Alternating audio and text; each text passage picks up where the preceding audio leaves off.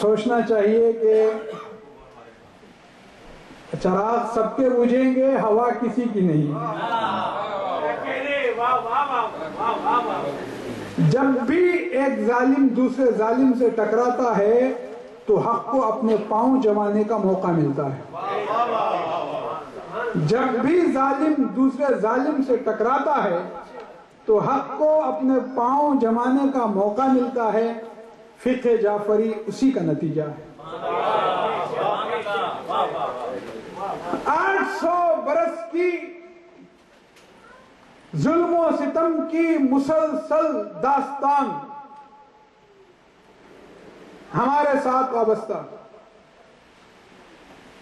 مگر دنیا کی کوئی طاقت شریعت کو مٹا نہیں سکی،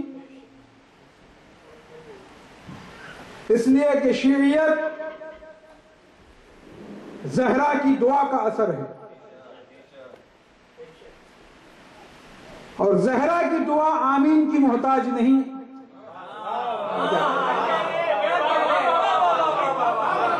زہرا کی دعا آمین کی محتاج نہیں، اور آمین کہیں بھی ہے تو اللہ کے پیغمبر نے کہی ہے۔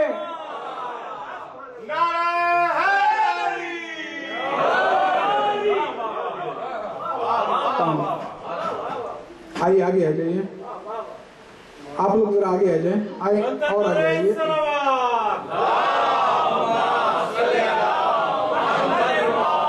کوئی طاقت شریعت کو مٹا نہیں سکی۔ توجہ کیجئے، آج کی مجلس سے زیادہ امپورٹنٹ کل کی مجلس ہوگی، مگر آج بھی کئی باتیں میں آپ کے سامنے عرض کروں گا۔ کوئی طاقت شریعت کو مٹا نہیں سکی۔ کیوں؟ کوئی کاز ہے، کوئی ریزن ہونا چاہیے، کیوں نہیں مٹا سکی؟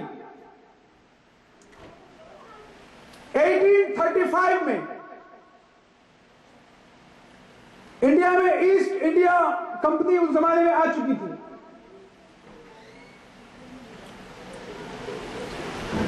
1835 میں ایسٹ انڈیا کی کمپنی لاس میں جا رہی تھی، financial crisis. East India company نے چاہا کہ تاج محل کو گرا دے گی۔ تاج محل کو گرا کر اس میں جو سنگ مرمر لگا ہوا ہے، ماربل، کمپنی یہ چاہتی تھی کہ وہ ماربل کو بیچ کے فروخت کر کے کمپنی کی ڈیولپمنٹ میں لگا دے۔ اس زمانے میں اگر تاج محل کو گرا کے اس کا ماربل نکالا جاتا تو 7 لاکھ روپیوں کے ملنے کی توقع تھی۔ کتنا؟ 7 لاکھ روپے، 7 لاکھ۔ اس زمانے کے وائسرائے لارڈ کرزن نے کلکتہ کے ایک عوامی جلسے سے خطاب کرتے ہوئے کہا کہ ہم تاج محل کو گرانے جا رہے ہیں۔ جیسے ہی کمپنی کی طرف سے اعلان ہوا، ہندو، مسلم، سکھ، عیسائی، مرد، عورت، عالم، جاہل، بچہ، بڑا، سب نے مل کر کمپنی کے خلاف احتجاج کیا، دباؤ ڈالا، پریشر ڈالا کہ تاج محل کو گرایا نہیں جا سکتا۔ اگر تاج محل کو گرایا گیا تو عوامی بغاوت زور پکڑ جائے گی۔ ایسٹ انڈیا کمپنی عوامی بغاوت کے سامنے کمزور ہو گئی، اس کو اپنا فیصلہ واپس لینا پڑا، اعلان واپس لینا پڑا۔ پھر ایک بڑے عوامی جلسے سے وائسرائے نے اعلان کیا کہ ہم تاج محل کو نہیں گرائیں گے۔ تاج محل کو گرنے سے کس نے بچایا؟ عوام نے نہیں بچایا۔ تاج محل کو گرنے سے تاج محل کی بیوٹی نے بچایا، تاج محل کو گرنے سے تاج محل کی خوبصورتی نے بچایا۔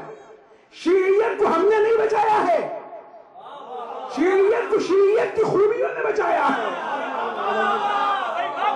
کیا کہنے جا رہا ہوں؟ ہم نے نہیں بچایا ہے، شریعت کو بچایا ہے شریعت کی خوبیوں نے۔ اگر کسی میں کوئی بیوٹی ہوتی ہے تو دنیا کی طاقت بھی اسے ختم نہیں کر سکتی۔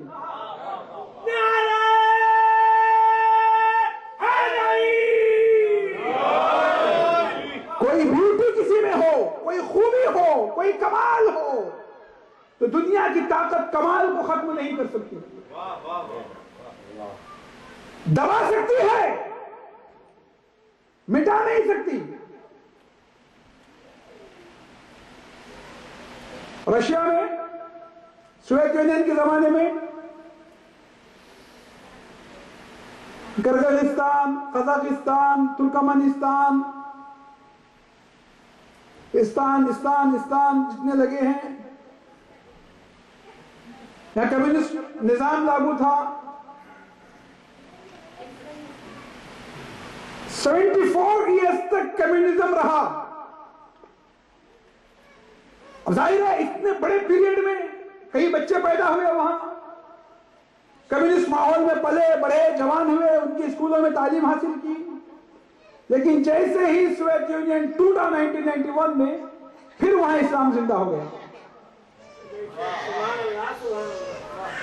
معلوم ہوا اسلام میں خوبی ہے، اسے دبایا جا سکتا ہے لیکن اسے ختم نہیں کیا جا سکتا. پھر مسجدیں کھل گئی، پھر اذانیں ہونے لگی. یہ شیعیت کیا ہے؟ ہم کیوں فقہ جعفری، ہماری فقہ علوی کیوں نہیں، فقہ محمدی کیوں نہیں، فقہ حسنی کیوں نہیں، فقہ حسینی کیوں نہیں، فقہ جعفری کیوں کہلاتی ہے ہماری فقہ؟ فقہ کے معنی ہے سمجھ، فقہ کے معنی ہے سمجھ. اس کی 2 قسمیں ہیں، ایک ہے فقہ اصغر اور ایک ہے فقہ اکبر. فقہ اکبر جسے علم کلام کہتے ہیں، فقہ اصغر دین کے احکام کا استدلالی علم. قرآن مجید میں جتنے احکام بنے ہیں اس وقت، اسلام کے جتنے احکام ہیں، حلال حرام واجب مستحب مکروہ مباح، یہ 513 آیتوں سے بنے ہیں. لیکن قرآن مجید میں غور و فکر کی 517 آیتیں ہیں. اسلام عقل کا مذہب ہے،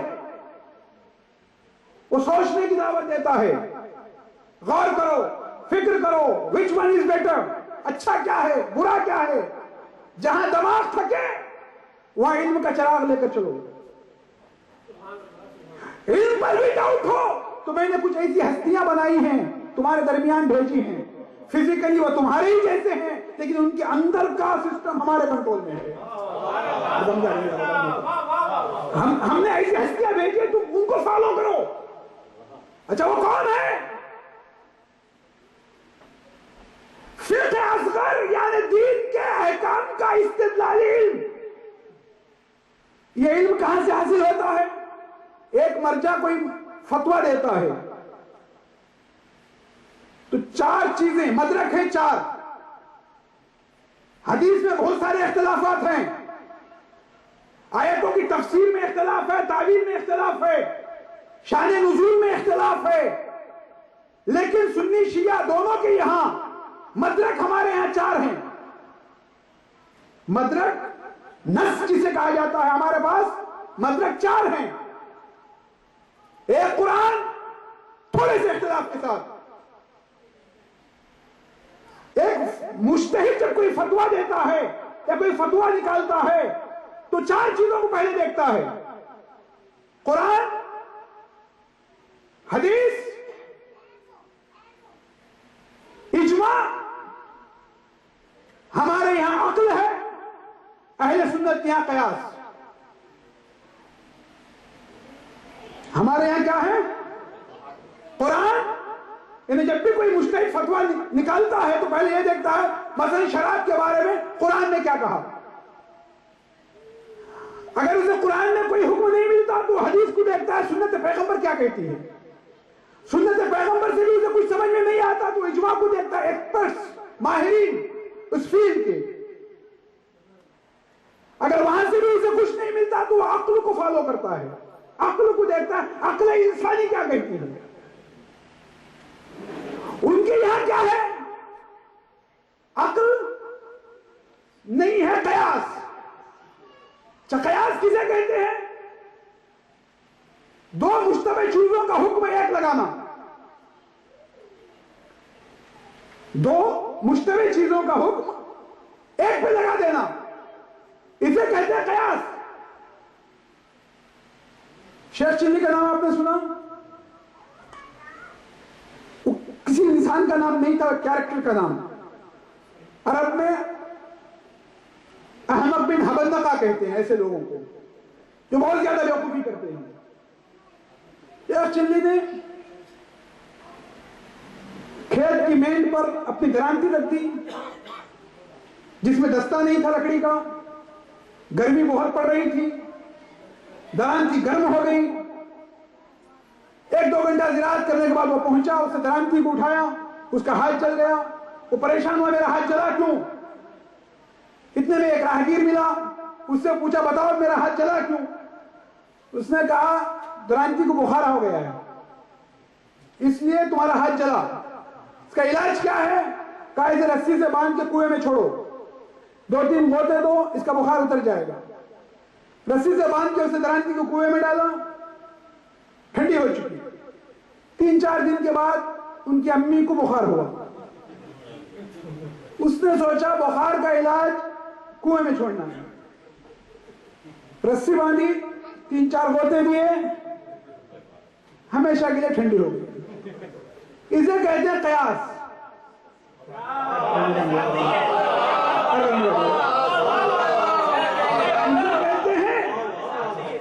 اسے کہتے ہیں کیا؟ قیاس۔ ہمارے یہاں قیاس حرام۔ اول من قاس ہوا ابلیس، جس نے سب سے پہلے قیاس کیا وہ تھا ابلیس۔ البتہ ہمارے یہاں قیاس منصوص العلہ جائز ہے، قیاس منصوص العلہ جائز ہے، یعنی وہ قیاس کہ جس کے پیچھے کوئی ریزن ہو، جس کے پیچھے کوئی کاز ہو، جس کے پیچھے کوئی علت ہو، ایسا قیاس جائز ہے۔ مثلا ڈاکٹر نے مجھ سے کہا کھٹا آم نہ کھاؤ،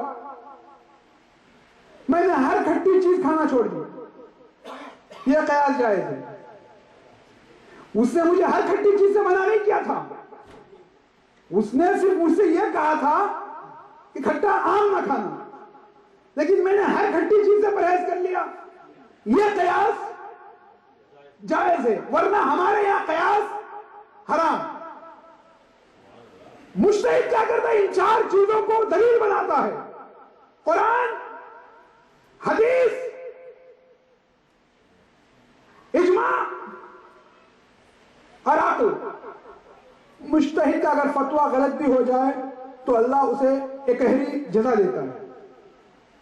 اگر اس کا فتویٰ صحیح نکلے، قرآن کے مطابق ہو، تو دوہری جزا، دوہرا ثواب۔ ایک فتوے کے صحیح ہونے کا ثواب، دوسرے اس کی ریاضت کا ثواب، اس کی محنت کا ثواب، اس کے اجتہاد کا ثواب۔ اللہ کسی کے عمل کو ضائع، انی لا اضیع اجر عامل منکم من ذکر و انثی، اللہ تعالیٰ عمل کرنے والے کے عمل کو ضائع ہونے نہیں دیتا۔ نظام آف دکن کا نام آپ نے سنا؟ ہر بادشاہ ڈائمنڈ کو پرکھتا تھا اچھی طرح سے، نظام ڈائمنڈ کو بہت اچھی طرح پرکھتا تھا۔ ایک آدمی، ایک جوہری نظام کے پاس آیا، اس نے ایک ہیرا دکھایا، نظام نے دیکھا کہ ہیرا نقلی ہے۔ نظام نے پوچھا اس کی قیمت کیا، ویلیو کیا ہے، پرائز کیا ہے اس کا؟ کہا 1 لاکھ روپے اس زمانے میں۔ نظام نے 1 لاکھ روپے دے دیے، ہیرا لے لیا، اور اس سے کہا کمبخت یہ تو نقلی ہے۔ تو جوہری نے کہا جب نقلی ہے تو آپ نے مجھے 1 لاکھ روپے دیے کیوں؟ تو نظام نے کہا تو نے نقلی کو جو اصلی بنانے کی کوشش کی ہے، میں اس محنت کو ضائع کرنا نہیں چاہتا۔ اللہ بڑا کریم ہے، اللہ بڑا کریم ہے۔ اگر ہماری عبادتوں میں کوئی جھول ہے تو وہ بخشنے والا ہے، عمل تو کیجئے۔ اور کیجئے، میں کیا کہنے جا رہا ہوں، عمل تو کرنا ہمارا کام ہے، عمل تو کرنا۔ ماہ مبارک رمضان ہے، ہمیں عمل کرنا چاہیے۔ مجتہد جب کوئی فتویٰ نکالتا ہے، توجہ آپ میری طرف دیجیے، میں جلدی ختم کر دوں گا، مجھے پتا ہے آپ کو کل کام پہ جانا ہے۔ مجتہد جب کوئی فتویٰ نکالتا ہے تو چار ذرائع اس کے سامنے ہوتے ہیں، ایک قرآن، دوسرے سنت، تیسرے اجماع، چوتھے عقل۔ سوال یہ ہے کہ اگر قرآن میں کوئی حکم نہ ملے تو کیا کیا جائے؟ قرآن میں کوئی حکم نہ ملے تو نہیں، اگر عقل انسانی وہاں تک نہ پہنچے تو کیا کیا جائے؟ اور کس لیے کہ قرآن میں ہر چیز کا حکم ہے. ہماری عقل اگر وہاں تک نہ پہنچے تو کیا کیا جائے؟ یہاں سے دو گروپ پیدا ہوئے، دو مکتب فکر پیدا ہوئے. ایک مکتب فکر نے کہا، ایک اسکول نے کہا، ایک دبستان نے کہا کہ نبی کو آئندہ کے حالات کا علم تھا، نبی کو آئندہ کے حالات کا علم تھا، پیغمبر اکرم کو خبر تھی کہ فتوحات ہوں گی، نئے نئے ملک فتح ہوں گے، پیچیدہ مسائل پیدا ہوں گے، سائنس اور ٹیکنالوجی کا وجود عمل میں آئے گا، یہ پیغمبر اکرم کو معلوم تھا. اسی لیے پیغمبر اکرم نے قرآن کے ساتھ ساتھ اہل بیت کو بھی چھوڑا. ایک گروپ نے کہا کہ نہیں، ہمیں صرف قرآن کافی ہے، حسبنا کتاب اللہ، اور وہ آج تک بھٹک رہے ہیں. اہدنا الصراط المستقیم، اہدنا الصراط المستقیم، پروردگار سیدھا راستہ دکھا، سیدھا راستہ دکھا، سیدھا راستہ دکھا. 1400 برس سے سیدھا راستہ دکھا. کروڑوں مسلمان ارے بیلچہ اور کدال لے کر کھڑے ہو گئے ہوتے تو اب تک بنا چکے ہوتے. سیدھا راستہ، کون سی بڑی بڑی کرینیں نکل چکی ہے یار، سیدھا راستہ بنانا کون سی مشکل ہے؟ یہاں تو ہزاروں کلومیٹر کی سیدھے راستے ہیں، اور 1400 برس سے دعا کر رہے ہیں سیدھا راستہ دکھا، سیدھا راستہ دکھا، سیدھا راستہ دکھا. ان کو سیدھا راستہ، پھر یہاں بھی اختلاف ہوا. ایک گروپ نے ترجمہ کیا پروردگار سیدھا راستہ دکھا، ایک گروپ نے ترجمہ کیا پروردگار سیدھے راستے پہ قائم رکھ. ترجمے دونوں ٹھیک ہیں، دونوں صحیح ہیں، ترجمے غلط نہیں ہیں. میں لڑانے نہیں آیا ہوں سنی اور شیعوں کو، میرا کام لڑانا نہیں، میں تبرہ کبھی نہیں پڑھتا، مجھے اچھا بھی نہیں لگتا.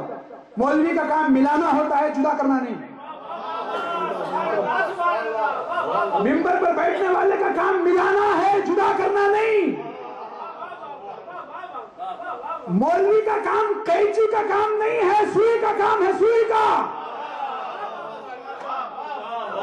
میں الگ کرنے نہیں آیا ہوں، میں ملانا چاہتا ہوں، میں لڑانا نہیں چاہتا. پروردگار سیدھا راستہ دکھا بھی صحیح ہے، ترجمہ میں کوئی غلطی نہیں ہے. سیدھے راستے پہ قائم رکھ بھی صحیح ہے، غلطی نہیں ہے. جن کو نہیں ملا وہ کہہ رہے دکھا، جن کو مل گیا وہ کہہ رہے قائم رہ. بلند آواز میں صلوات پڑھ دیجیے.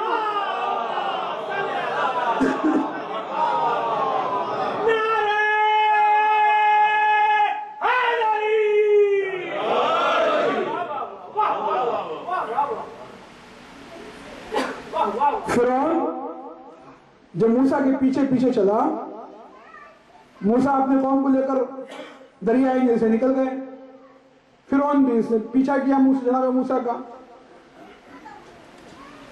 اور جب جناب موسیٰ دریا کے پاس پہنچے تھے تو قوم فرعون نے کہا، موسیٰ تم کہاں لے آئے ہم لوگوں کو؟ تم نے تو ہمارا بیڑا غرق کر دیا، تباہ کر دیا. پیچھے فرعون، آگے دریا، کہاں جائیں؟ کہا گھبراؤ نہیں. اللہ سے التجا کی، خدا نے کہا عصا مارو، راستہ بنا. موسیٰ نے کہا نکل جاؤ. کہا نہیں، ہم ایک راستے سے نہیں جائیں گے، ہم 12 قبیلے ہیں، 12 الگ الگ راستے چاہیے. بے حیائی کی ایک حد ہے، پریشانی ہے، پیچھے دشمن ہے، بھئی نکل جاؤ نا، جان بچاؤ.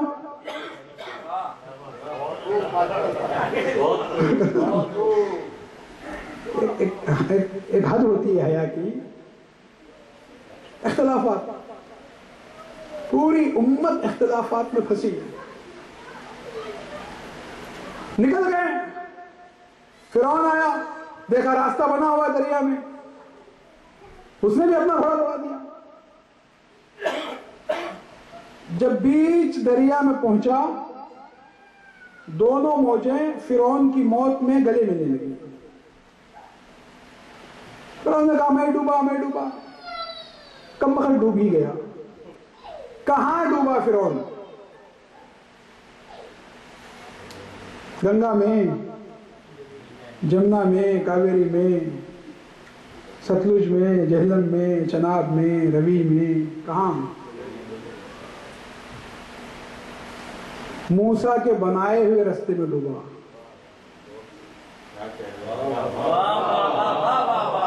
یہاں نہیں ڈوبا, یہاں سپیریئر لیک ہے اور کتنی لیک ہیں یہاں, ہیوسٹن لیک بھی ہے. یہاں ڈوبتا تو جم جاتا کمبر حد, یہاں نہیں. موسیٰ کے بنائے ہوئے راستے میں ڈوبا. مسلمانوں اب تو سوچو, راستہ نہیں بچاتا, رہبر بچاتا ہے. راستہ نہیں بچاتا, رہبر بچاتا ہے, رہبر. اور بچاتا بھی ہے رہبر, ڈبوتا بھی ہے رہبر. ایک مولانا ایک دیہات میں گئے, دیہات والوں کو وضو کرنا نہیں آتا تھا بیچاروں کو. کہا الگ الگ اگر میں سب کو وضو کرنا سکھاؤں تو بہت کافی ٹائم لگ جائے گا. مولانا نے ایک ڈیٹ کا اعلان کیا, فلاں ڈیٹ کو سارے دیہات والے, گاؤں والے فلاں تالاب میں آ جائیں, میں سب کو وضو کرنا سکھاؤں گا. پورے دیہات والوں کو مولانا لے کر تالاب میں پہنچے. مولانا نے کہا جیسے میں کروں ویسا تم کرو. سب نے کہا ٹھیک ہے.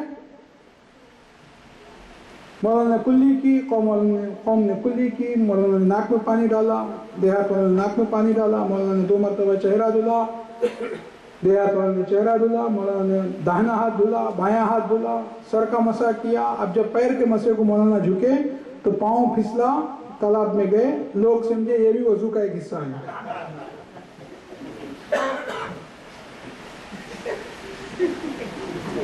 رہبر پھسلتا ہے تو پوری قوم پھسل جاتی ہے. اسی لیے پیغمبر اکرم نے ہماری لیڈرشپ پر مشیت کا پہرا لگا دیا ہے. ہمارے یہاں عصمت رکھی ہے, عصمت. ہمارا رہبر ایسا نہیں ہوتا کہ اگر میں آگے چلوں اور بہت جاؤں تو تم مجھے ٹھیک کر دینا. ہمارے یہاں عصمت ہے. ہمارا رہبر بہکتا ہی نہیں. بہک گئے, انہوں نے کسی اور کو بنایا اپنا خلیفہ. علی نے 25 برس خاموشی کے دن گزارے. چھوٹا پیریڈ نہیں, 25 برس. ایک بوڑھا ملٹری میں گیا, اس نے سرجنٹ سے کہا سر مجھے ملٹری میں بھرتی کر لیجئے. سرجنٹ نے کہا ہاؤ اولڈ آر یو؟ کہا 70 years old.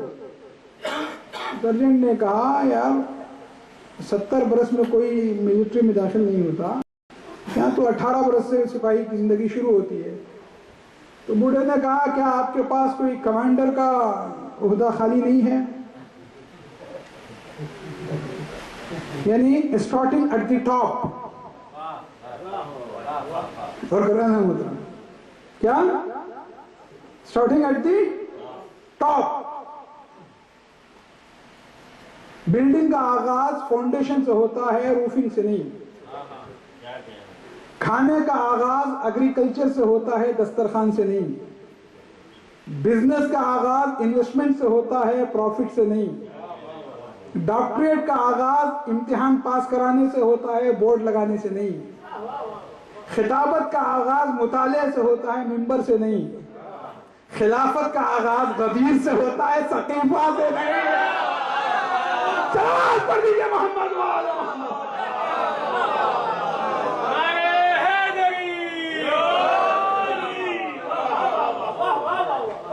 Starting at the top, اوپر سے آنا چاہتے ہیں. کہ اگر قرآن میں کوئی حکم نہ ملے تو کیا کیا جائے. یہاں سے 2 مکتبے فکر چلے. ایک نے کہا کہ پیغمبر اکرم کو حالات کا علم تھا, پیغمبر نے اہل بیت کے ساتھ, قرآن کے ساتھ اہل بیت کو بھی چھوڑا تاکہ اگر امت کو آئندہ چل کر کبھی کوئی پریشانی لاحق ہو, کوئی آیت سمجھ میں نہ آئے تو اہل بیت بڑھ کے ان کو بتائیں, ان کی رہنمائی کریں, ان کی ہدایت کریں. مسلمان نے کہا ہمیں قرآن کافی ہے. ایک گروپ نے کہہ دیا ہمیں قرآن کافی ہے. اور آج تک قرآن کافی نہ ہو سکا. ابھی تک صحیح طریقے سے قرآن سمجھ میں نہیں آیا. برنارڈ شاہ کا نام آپ نے سنا, کہاں پیدا ہوا یہ؟ انگلینڈ کا, آئرلینڈ کا تھا. یا برنارڈ شاہ کی بڑی عمر رہی.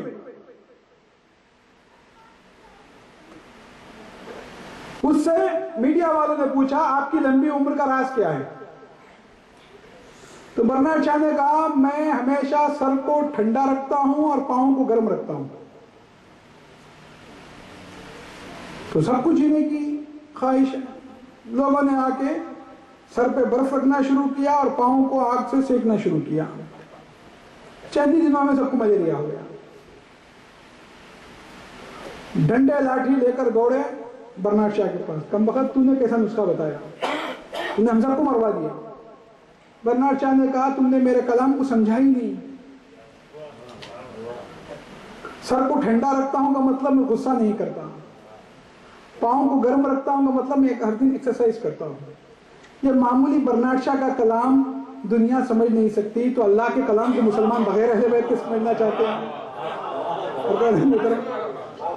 بغیر اہل بیت کے اللہ کا کلام سمجھ میں آئے گا مسلمانوں کے؟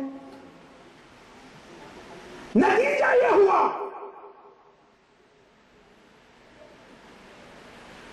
عراق کے حالات خراب ہوئے. وہاں بنی امیہ اور بنی عباس کے جھگڑے، بنی امیہ اور بنی عباس کے جھگڑے زیادہ رہے. وہاں حالات خراب ہوئے. ابو حنیفہ نے قیاس کا دامن لیا، سہارا لیا. اسی لیے ابو حنیفہ کو امام القیاس کہا جاتا ہے. ابو حنیفہ کو امام القیاس کہا جاتا ہے. حجاز کے حالات، سعودی کے حالات قدر پرسکون تھے. وہاں بنی امیہ اور بنی امیہ کے جھگڑے نہیں تھے بنی عباس کے. لہذا حجاز میں حدیث کے اوپر زیادہ کام چلا اور حدیث پہ زیادہ کام کرنے والے کو وہ ہیں کہ جن کو دنیا امام مالک سے یاد کرتی ہے. امام مالک کو امام الحدیث کہا جاتا ہے. ابو حنیفہ کو امام القیاس کہا جاتا ہے. ایک طرف الحدیث الحدیث الحدیث الحدیث کا شور تھا، ایک طرف القیاس القیاس القیاس القیاس کا زور تھا. امام صادق نے ایک بیچ کی آواز نکالی جسے فقہ جعفری کہا جاتا ہے. امام صادق نے ایجوکیشنل ایمپائر قائم کیا. 400 حلقے کوفے میں، 90 سے زیادہ حلقے حجاز میں. اب سوال یہ ہے کہ ہم اہل بیت کے ان 4 اماموں کو کیوں نہیں مانتے؟ ہم ابو حنیفہ کو کیوں نہیں مانتے؟ امام مالک کو کیوں نہیں مانتے؟ امام شافعی کو کیوں نہیں مانتے؟ امام حنبل کو کیوں نہیں مانتے؟ اس کی 3 وجہ ہیں، 3 جواب ہیں. پہلا جواب یہ کہ یہ رسول اللہ کے زمانے میں نہیں تھے. دوسرا جواب یہ ہے کہ رسول نے اہل بیت کے علاوہ ہمیں کسی کی اطاعت کا حکم نہیں دیا. تیسرا جواب یہ کہ ہم نے امام حنبل کو دیکھا تو امام مالک کے شاگرد نظر آئے، امام مالک کو دیکھا تو امام شافعی کے شاگرد نظر آئے، امام شافعی کو دیکھا تو ابو حنیفہ کے شاگرد نظر آئے، ابو حنیفہ کو دیکھا تو امام جعفر صادق کے شاگرد نظر آئے. ہم نے سوچا کہ استاد کی فقہ کے ہوتے ہوئے شاگرد کی فقہ کو ماننا عقل مندی سے دور اور حماقت سے قریب. ہم نے فقہ جعفری کو، پیغمبر اکرم کو حالات کا علم تھا اور کئی ایسے پیشن گوئیاں پیغمبر اکرم نے کی اس زمانے میں. مثلا جابر بن عبداللہ انصاری سے کہا جابر تم میرے 5ویں جانشین کو دیکھو گے. جابر کی عمر 100 کراس کر چکی تھی اس زمانے میں جب پیغمبر اکرم نے یہ پیشن گوئی کی تھی. لیکن جابر کو یقین ہو گیا کہ اب میں مروں گا نہیں جب تک کہ میں اپنے 5ویں امام کو نہیں دیکھ لوں گا. اس وقت تک مجھے موت نہیں آ سکتی جب تک کہ میں اپنے 5ویں امام کی خدمت میں نہ پہنچ جاؤں. اب جابر کا کام یہ تھا صبح دوپہر شام جب بھی کھانا آتا باہر نکلتے سفر میں حضر میں یا باقرو یا باقرو یا باقرو یا باقرو مدینہ کی گلیوں میں رٹ لگا رہے. جابر بڑھاپا چھا چکا ہے، یا باقرو یا باقرو یا باقرو کی رٹ صبح سے شام تک یا باقرو یا باقرو. جابر تسبیحات اربع پڑھو، سبحان اللہ والحمدللہ ولا الہ الا اللہ واللہ اکبر، یہ یا باقرو یا باقرو یا باقرو بریٹ کیوں لگا رہے ہو؟ عجب نہیں جابر آباد میں نادان تجھے نہیں معلوم؟ میں میرے شیعوں کو آنے والے امام کے انتظار کا فلسفہ بتا رہا ہوں کہ انتظار ایسے کیا جاتا ہے۔ نماز میں صلوات کیجئے محمد والے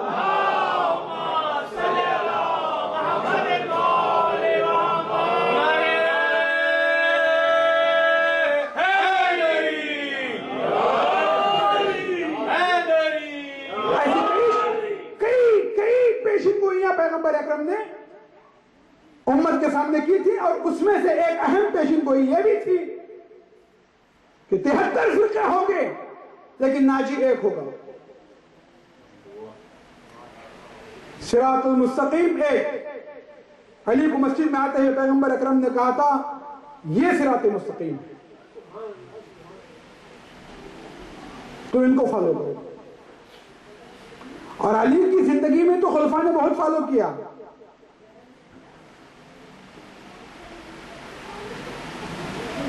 آیت اتری، علی نے انگوٹھی دی حالت زکات میں، حالت رکوع میں زکات دی، 40 دن تک علی کے عمل کہ ہم پر بھی جو ہے کوئی آیت آ جائے گی، 40 دن تک لگاتار۔ ہر جھوٹا اپنے آپ کو سچا کہتا ہے لیکن کبھی سچا اپنے آپ کو جھوٹا نہیں کہتا ہے کہ نہیں؟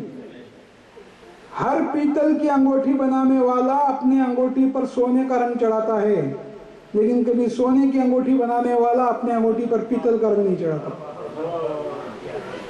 چڑھاتے ہوئے دیکھا آپ نے؟ نقل اس کی اتاری جاتی ہے جو اچھا ہو۔ لوگ ندیم سرور کی آواز میں پڑھتے ہیں ذاکرین، ندیم سرور کی آواز میں پڑھنا اس بات کی دلیل ہے کہ ندیم سرور کی آواز اچھی ہے، اگر اچھی نہ ہوتی تو لوگ اس کی نقل کیوں اتارتے ہیں، ہے کہ نہیں؟ دنیا میں مشہور چائے ہے لپٹن، اب اگر کوئی اور چائے کی فارم اپنی چائے نہیں اپنے مارکیٹ میں لانا چاہے تو کیا کرے گی؟ اپنی چائے کا نام بھی لپٹن چائے کے نام کی ہو رکھے گی، ٹریڈ مارک بھی اسی کی طرح کا ہوگا۔ یہ لپٹن چائے کی نقل اتارنے والا اس بات کی دلیل دے رہا ہے کہ لپٹن چائے اچھی ہے، اگر اچھی نہ ہوتی تو میں نقل کیوں اتارتا؟ نقل اس کی اتاری جاتی ہے جس کا عمل اچھا ہو۔ حالت رکوع میں علی نے انگوٹھی دی تھی، تمہیں کیا پڑی تھی تم 40 دن تک انگوٹھی دو گے؟ لیکن یہ انگوٹھیاں دے کر بتا رہے تھے کہ علی کا عمل اچھا تھا، اچھا نہ ہوتا تو ہم نقل کیوں اتارتے؟ مگر حسد ایک ایسی چیز ہے جو اندر ہی اندر کھائے جا رہا تھا، یہاں تک کہ معاویہ نے یہ اتامہ کے جن کے تذکرے آپ سنتے ہیں ایک عورت کے ذریعے سے، یعنی بیچ میں عورت کو لایا گیا، یعنی پورے اس واقعے کو کمزور ویک کرنے کے لیے کہ ایک عورت کی محبت میں اس نے ایسا کر دیا۔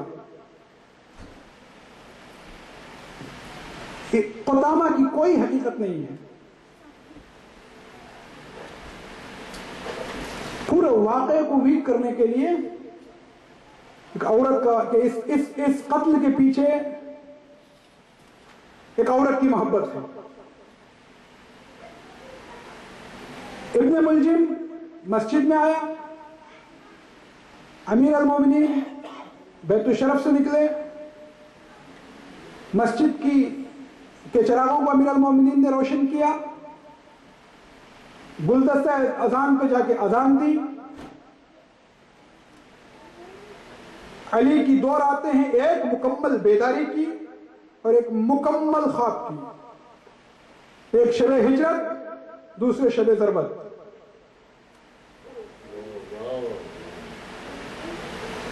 دیکھا اذان دینے کے بعد کہ ابن ملجم اوندھا سوئے ہوئے ہیں، امیر المومنین نے ابن ملجم کا شانہ ہلایا، ملعون اٹھ، یہ شیطانوں کے سونے کا طریقہ ہے، اللہ کی عبادت کے لیے اٹھ، مگر ایمان کو مال و زر کے پلڑے میں تولنے والا بے حس ضمیر بیدار نہیں ہو سکا۔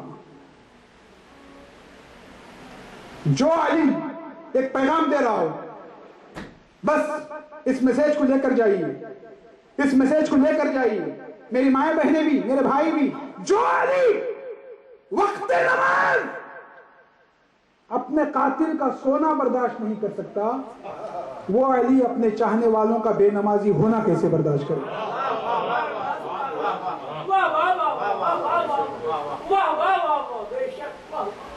جو علی وقت نماز اپنے قاتل کا سونا برداشت نہیں کر سکتا، وہ علی اپنے چاہنے والوں کا بے نمازی ہونا کیسے برداشت کرے گا؟ نماز بڑی اہمیت ہے عزیزان محترم، بہت اہم ہے۔ ان قبلت قبل ما سوا وان ردت رد ما سوا۔ عورت مہینے میں 5 دن نماز نہیں پڑھ سکتی، شرعی عذر ہے اس کے پاس، شرعی عذر، شریعت نے اجازت دی ہے کہ وہ نماز نہ پڑھے، لیکن امیر المومنین نے اسے ناقص الایمان قرار دیا۔ 5 دن شریعت کی مجبوری کی وجہ سے نماز نہ پڑھے تو ناقص الایمان، جو نماز ہی نہ پڑھے اس کا ایمان کیا ہے؟ تارک الصلاۃ، وقت نماز قاتل کا سونا علی کو پسند نہیں تھا، ہم لوگوں کا بے نمازی ہونا کیسے ولی برداشت کریں گے؟ مولا کو کہ سر سے خون جاری، سر شگافتہ ہو چکا تھا، حکیم بلایا گیا، زخم کی کیفیت کو دیکھ کے اس نے کہا کہ اب یہ زخم منتمل ہونے سے رہا، زخم اتنا کاری ہے کہ اب کوئی دوا اس زخم پر اثر نہیں کرے گی۔ اتنے میں قاتل کو لایا گیا، وہ تھر تھر کانپ رہا تھا، اس کے ہونٹ خشک ہو چکے تھے۔ کل اس کے اوپر روشنی ڈالوں گا، ایک تفصیلی روشنی، کل کی مجلس کو مس نہ کیجئے، ایک تفصیلی روشنی ڈالوں گا۔ قاتل کو لایا گیا، امیر المومنین نے کہا بیٹا حسن اسے شربت پلاؤ، یہ پیاسا ہے۔ میں کہوں گا مولا قاتلوں کی پیاس آپ سے برداشت نہیں ہو سکی، لیکن کربلا میں نہ جانے وہ کیسے شکیل قلب جمع ہو گئے تھے، چھوٹے چھوٹے بچے التش التش التش کی صدائیں بلند کر رہے تھے، لیکن ظالم ایک گھونٹ پانی نہ دے سکے۔ حسین علی اصغر کو اپنے ہاتھ میں لیے ہوئے ہیں، کہہ رہے ظالموں اس کی ماں کا دودھ بھی خشک ہو چکا ہے، اگر تم اسے پانی پلا دو تو اس کی جان بچ جائے، ہاں اگر میں تمہاری نگاہ میں قصوروار ہوں تو اس بچے نے تو کوئی قصور نہیں کیا ہے۔ اور یہ کہہ کر حسین نے علی اصغر کو زمین کربلا پہ لٹا دیا، بیٹا میں اپنی حجت کو تمام کر چکا، اب تم اپنی حجت کو دکھاؤ۔ علی اصغر نے اپنی سوکھی زبان سوکھے ہوئے ہاتھوں پر پھیری، ہرملا نے سنسناتا ہوا تیر چلایا، بچے کا گلا من کا چھدا، بچے کا گلا ہلا۔ حسین نے علی اصغر کا خون لیا، آسمان پر پھینکنا چاہا، آواز آئی حسین اگر ایک قطرہ خون بھی ہم تک پہنچا تو کبھی بارش نہیں بندے گا، کبھی بارش کا ایک قطرہ نہیں برسے گا۔ چاہنے والے علی کو بیت الشرف میں لائے، ساسا بن سوہان امیر المومنین کے ایک مشہور صحابی، تیز ترار خطیب، ساسا صحابی بھی تھے، بیت الشرف میں تشریف لائے۔ امام حسن سے کہا میں مولا کی زیارت کروں گا۔ امام حسن نے کہا کہ بابا کی حالت غیر ہے، میں ملنے کی اجازت نہیں دے سکتا۔ ساسا نے کہا کہ نہیں آج میں ملے بغیر چاہوں گا نہیں۔ امام حسن مولا کے پاس آئے، کہا بابا ساسا آئے ہیں۔ علی نے کہا بیٹا حسن بلاؤ۔ ساسا اندر گئے، میرے مولا نے آخری وقت یہ کہہ دیا تھا کہ اپنے اپنے سوالات کو کوتاہ کرو، مختصر کرو۔ سازار آگی ہے کہ میں نے دیکھا دور سے کہ کوئی ایک زرد کپڑا پڑا ہوا ہے، ایک زرد کپڑا پڑا ہوا ہے، یعنی سازار کہتے ہیں کہ مولا کے جسم سے خون اتنا بہ چکا تھا کہ ایک زرد کپڑے کی مانند میرا مولا بستر پر تھا۔ میرے مولا نے سازار کو تسلی دی، کہا سازار میرے بعد امت کا خیال رہے۔ میں کہوں گا مولا آپ کو اپنے چاہنے والوں کا اتنا خیال، مرغابیوں کا اتنا خیال۔ زینب و ام کلثوم نے گریہ کیا تو ان سے کہا کہ امام حسن سے کہا بیٹا ان سے کہہ دو کہ یہ چلے جائیں، کہیں نامحرموں کی زینب و ام کلثوم کی آواز نامحرموں کے کانوں تک پہنچ جائے۔ لیکن ہائے رے کربلا میں کہوں گا آقا مولا ذرا کربلا میں آ کے دیکھیے 11 محرم زینب و ام کلثوم ننگی ناکوں پر بٹھائی جا رہی ہے۔ ایک مرتبہ زینب نے اپنے آپ کو ناقے سے گرا دیا۔ سید سجاد نے کہا بھبی اماں یہ آپ نے اپنے آپ کو ناقے سے کیوں گرا دیا؟ زینب نے کہا بیٹا سجاد یہ تیرا چہرہ دودھ کی طرح سفید کیوں ہو گیا ہے؟ بیٹا کیا تو مرنا چاہتا ہے؟ سید سجاد نے کہا بھبی اماں وہ بیٹا مرنا چاہے تو کیا کرے جس کا باپ بے گولے کفن زمین کربلا پہ پڑا ہوا ہے۔ اللہ لعنت اللہ علی القوم الظالمین وسيعلم الذين ظلموا أي منقلب ينقلبون۔